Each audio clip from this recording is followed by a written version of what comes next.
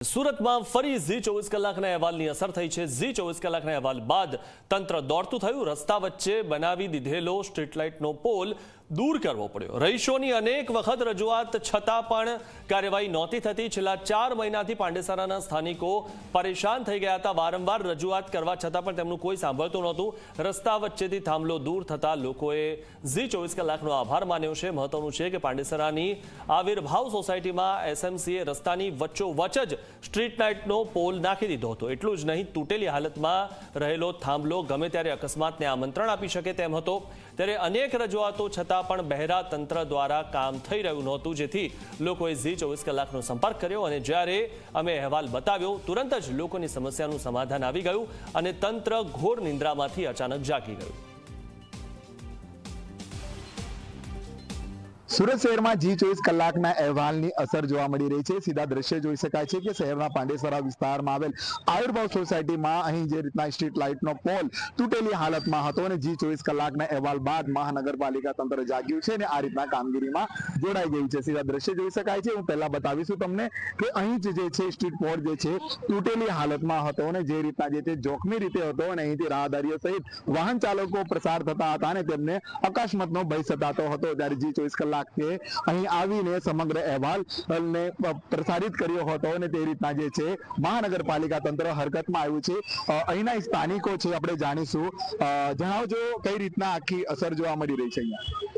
Actually काले અમે છે ને અરજી કરેલી હતી ઝી 24 માં અને થેન્ક યુ સો મચ પહેલે તો કે એમને કાલે જ અમે ન્યૂઝમાં આપ્યું અને આજે એમનો તરત જ રીઝન આવી ગયું છે, તો થેન્ક યુ સો મચ જો આ કામગીરી હાથ ધરી છે એ માટે। પહેલા કઈ રીતના તમને હાલાકીઓ પડતી હતી?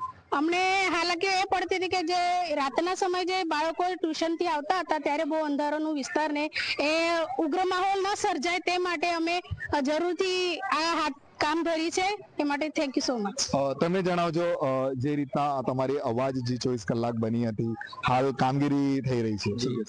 ઝી 24 કલાકનો આભાર માનું છું કે તમે અમારી વાત તમારા ચેનલ સુધી પ્રસાર કરી અને હાલમાં એસએમસી દ્વારા આ સ્ટ્રીટ પોલ લાઇટનું કામ હાથ ધર્યું છે અને હાલમાં કામ ચાલુ છે।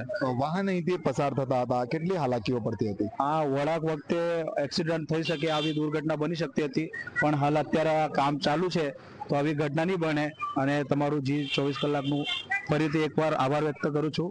અહીં સ્થાનિક છે, તમે જણાવજો કેટલાક સમયથી હેરાન હતા, પરેશાન હતા, અરજીઓ પણ કરી હતી, કોઈ નિકાલ નહીં થતો હતો, હવે તો ઝડપી કામગીરી થઈ રહી છે, શું કહેશો? ચેનલ વાળાનો અભિનંદન કરું છું, કારણ કે અહીંયા કાલે આ બધું અરજી કરેલી પણ આ કામ થઈ ગયું અત્યારે, એને અભિનંદન કરું છું બધાને। Thank you so much channel. કેટલી તકલીફો તમને પડતી હતી અહીંયા પહેલા? અહીંયા 4 મહિનાથી પેલો અહીંયા કઈ થતો ન હતું।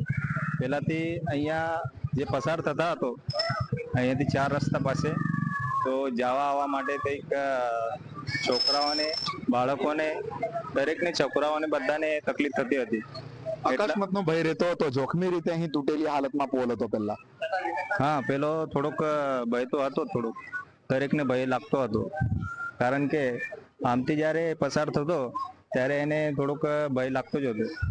અને પછી આ જ્યારે અહીંયાથી પેલી બાજુ લીધો સામેથી, એટલે બીજી જગ્યા પાસે, ત્યારે પછી એનો બધું સોલ્વ થઈ ગયો હવે, એટલે એના માટે મેં આભાર માનું છું, ચેનલને બી આભાર માનું છું અને આપણા સુરત નગરપાલિકાના જે બી છે વ્યક્તિઓ એમને બી આભાર માનું છું। બિલકુલથી જોઈ શકાય છે કે ઝી 24 કલાકના અહેવાલની અસર અહીં જોવા મળી રહી છે, કારણ છેલ્લા 4 મહિનાથી સ્થાનિક લોકો પરેશાન હતા, કારણ કે સ્ટ્રીટ લાઇટનો પોલ તૂટેલી હાલતમાં હતો, રોડની વચ્ચે હતો, રાહદારીઓ સહિત વાહન ચાલકો પરેશાન હતા, અકસ્માતનો ભય સતાતો હતો અને સાંજના સમયે જે ટ્યુશનેથી આવતી યુવતીઓ હોય કે મહિલાઓ હોય જે કંઈ કામ અર્થ ગઈ હોય તે લોકોમાં ભય જોવા મળતો હતો, પરંતુ ઝી 24 કલાકના અહેવાલ બાદ તંત્ર હરકતમાં આવ્યું છે અને સ્ટ્રીટ લાઇટનો નવો પોલ અહીં યોગ્ય સ્થળે લગાવવામાં આવી રહ્યો છે। ત્યારે લોકો ઝી 24 કલાકનો આભાર માની રહ્યા છે અને આ કામગીરીને તે લોકો કામગીરીથી તેઓ સંતોષ થયા છે, તે રીતના હાલ માણી શકાય છે।